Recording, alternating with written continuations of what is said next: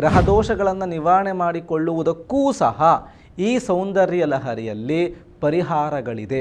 ಅತಿ ಕಡಿಮೆ ಅವಧಿಯಲ್ಲಿ ಪರಿಣಾಮಕಾರಿಯಾಗಿರ್ತಕ್ಕಂತಹ ಪರಿಹಾರಗಳನ್ನು ಕೊಡುವಂಥ ಯಾವ ಶ್ಲೋಕಗಳು ಇರೋದಿಲ್ಲ, ಅದು ಸೌಂದರ್ಯ ಲಹರಿ ಮಾತ್ರ. ಈ ಸೌಂದರ್ಯ ಲಹರಿಯನ್ನು ಯಾರೆಲ್ಲ ಕಲಿಬಹುದು ಅಂತಂದರೆ, ಇದು ಯಂತ್ರ, ಮಂತ್ರ ಹಾಗೂ ಸಾಧನಾ ಕ್ರಮಗಳು, ತಂತ್ರ ಸಾಧನಾ ಕ್ರಮಗಳನ್ನು ಒಳಗೊಂಡಿರ್ತಕ್ಕಂತಹ ಶ್ಲೋಕಗಳು. ಶ್ರೀ ಗುರುಭ್ಯೋ ನಮಃ. ಪರಮ ಪೂಜ್ಯ ಶಿವಂ ಗುರೂಜಿಯವರ ದಿವ್ಯ ಪಾದಾರವಿಂದಗಳಿಗೆ ಪ್ರಣಾಮಗಳನ್ನು ಸಲ್ಲಿಸುತ್ತಾ, ಇಂದು ನಾವು ಈ ಸೌಂದರ್ಯ ಲಹರಿಯ ಶ್ಲೋಕಗಳನ್ನು ಯಾರು ಅಧ್ಯಯನ ಮಾಡಬೇಕು ಮತ್ತು ಏಕೆ ಅಧ್ಯಯನ ಮಾಡಬೇಕು, ಅದರಲ್ಲಿ ನಮ್ಮ ಗುರುಕುಲದ ಒಂದು ವಿಶೇಷತೆಗಳೇನು ಎನ್ನುವುದರ ಬಗ್ಗೆ ತಿಳಿದುಕೊಳ್ಳುತ್ತಾ ಹೋಗೋಣ.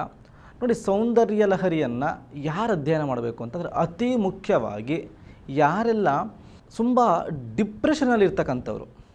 ಯಾಕೆ ಅಂತ ಅಂದರೆ, ನೋಡಿ, ಈ ಸೌಂದರ್ಯ ಲಹರಿಯ ವಿಶೇಷ ಏನಪ್ಪ ಅಂದರೆ, ಇದರ ಮೊದಲ 41 ಶ್ಲೋಕ ಏನಿದೆ, ಇದನ್ನು ನಾವು ಆನಂದ ಲಹರಿ ಅಂತ ಹೇಳಿ ಕರೆಯುತ್ತೇವೆ. ಅಂದರೆ ಇದು ನಿಮ್ಮ ದೇಹಕ್ಕೆ, ನಿಮ್ಮ ಮನಸ್ಸಿಗೆ, ನಿಮ್ಮ ಜೀವಕ್ಕೆ, ನಿಮ್ಮ ಆತ್ಮಕ್ಕೆ ಆನಂದವನ್ನು ಉಂಟು ಮಾಡುವಂತಹ ಶ್ಲೋಕಗಳು.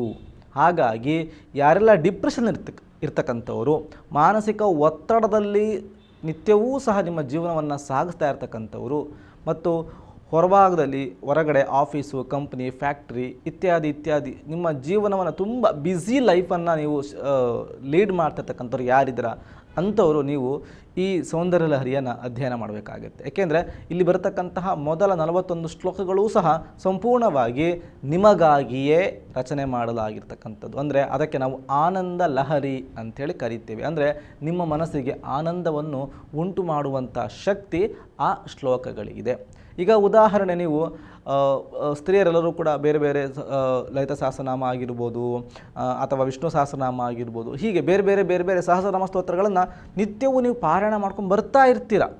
ಸುಮಾರು 16 ವರ್ಷಗಳಿಂದ ಪಾರಾಯಣ ಮಾಡ್ಕೊಂಡು ಬರ್ತಾ ಇದ್ದರೂ ಕೂಡ ನಿಮ್ಮ ಮನಸ್ಸಲ್ಲಿ ಏನೋ ಒಂದು ತೊಳಲಾಟ ಇರುತ್ತೆ, ಏನೋ ಒಂದು ಆ ಒಂದು ಮಾನಸಿಕ ಸಂತುಷ್ಟತೆ ಅಂತಕ್ಕಂಥದ್ದು ನಿಮ್ಮ ಜೀವನದಲ್ಲಿ ಸಿಗ್ತಾ ಇರಲ್ಲ.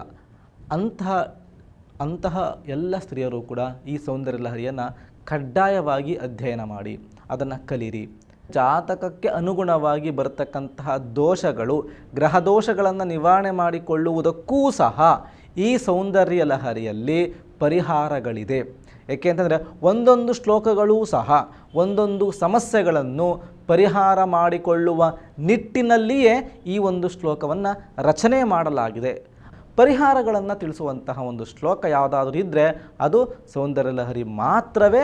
ಇನ್ಯಾವ ಶ್ಲೋಕವೂ ಸಹ ಅತಿ ಕಡಿಮೆ ಅವಧಿಯಲ್ಲಿ ಅತಿ ಸೂಕ್ಷ್ಮವಾಗಿ ಮತ್ತು ಪ್ರಭಾವಶಾಲಿಯಾಗಿ ಪರಿಣಾಮಕಾರಿಯಾಗಿರ್ತಕ್ಕಂತಹ ಪರಿಹಾರಗಳನ್ನು ಕೊಡುವಂಥ ಯಾವ ಶ್ಲೋಕಗಳು ಇರೋದಿಲ್ಲ, ಅದು ಸೌಂದರ್ಯ ಲಹರಿ ಮಾತ್ರ. ಈ ಸೌಂದರ್ಯ ಲಹರಿಯನ್ನು ಯಾರೆಲ್ಲ ಕಲಿಬಹುದು ಅಂತಂದರೆ, ನಿಮಗೆ ಇದೇ ಮೊಟ್ಟ ಮೊದಲ ಬಾರಿಗೆ ಶ್ಲೋಕಗಳನ್ನು ಅಧ್ಯಯನ ಮಾಡಬೇಕು ಎನ್ನುವಂಥವರು ಮತ್ತು ನಿಮ್ಮ ಆಧ್ಯಾತ್ಮಿಕ ಜೀವನವನ್ನು ನೀವು ಪ್ರಾರಂಭ ಮಾಡಬೇಕು ಎನ್ನುವಂಥವರು ಈ ಸೌಂದರ್ಯ ಲಹರಿಯ ಶ್ಲೋಕಗಳನ್ನು ಕಲಿಯುವುದರಿಂದ ಪ್ರಾರಂಭ ಮಾಡ್ತಾ ಹೋಗ್ಬೋದು. ಸೊ ಇದಿಷ್ಟು ಯಾರು ಕಲಿಯಬೇಕು ಎನ್ನುವಂಥ ವಿಷಯ ಆಯಿತು. ಅದಾದ ನಂತರ ಸೌಂದರ್ಯ ಲಹರಿಯನ್ನು ಏಕೆ ಕಲಿಯಬೇಕು ಅಂತಂದರೆ, ನಾನು ಮೊದಲೇ ಹೇಳಿದಂತೆ ಇದು ಯಂತ್ರ, ಮಂತ್ರ ಹಾಗೂ ಸಾಧನಾ ಕ್ರಮಗಳು, ತಂತ್ರ ಸಾಧನಾ ಕ್ರಮಗಳನ್ನು ಒಳಗೊಂಡಿರ್ತಕ್ಕಂತಹ ಶ್ಲೋಕಗಳು.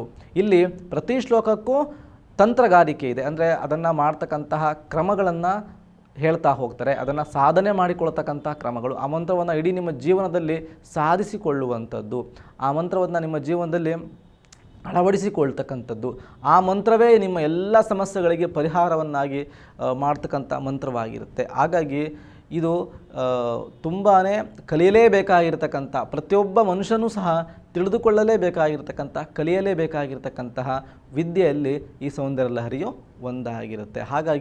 ಹಾಗಾಗಿ ಎಲ್ಲರೂ ಸಹ ಕಡ್ಡಾಯವಾಗಿ ನಮ್ಮ ಗುರುಕುಲದಲ್ಲಿ ನಡೆಯುವಂತಹ ಈ ಸೌಂದರ್ಯ ಲಹರಿಯ ಸ್ತೋತ್ರದ ತರಬೇತಿಯಲ್ಲಿ ಭಾಗವಹಿಸಿ ನಿಮ್ಮ ಜೀವನವನ್ನು ನೀವು ಸುಗಮವಾಗಿ ಇಟ್ಟುಕೊಳ್ಳುವುದಕ್ಕೆ ಬೇಕಾಗಿರ್ತಕ್ಕಂಥ ಎಲ್ಲ ರೀತಿಯ ವಿದ್ಯೆಯನ್ನು ನಾವು ಹೇಳ್ಕೊಡ್ತಾ ಹೋಗ್ತೀವಿ.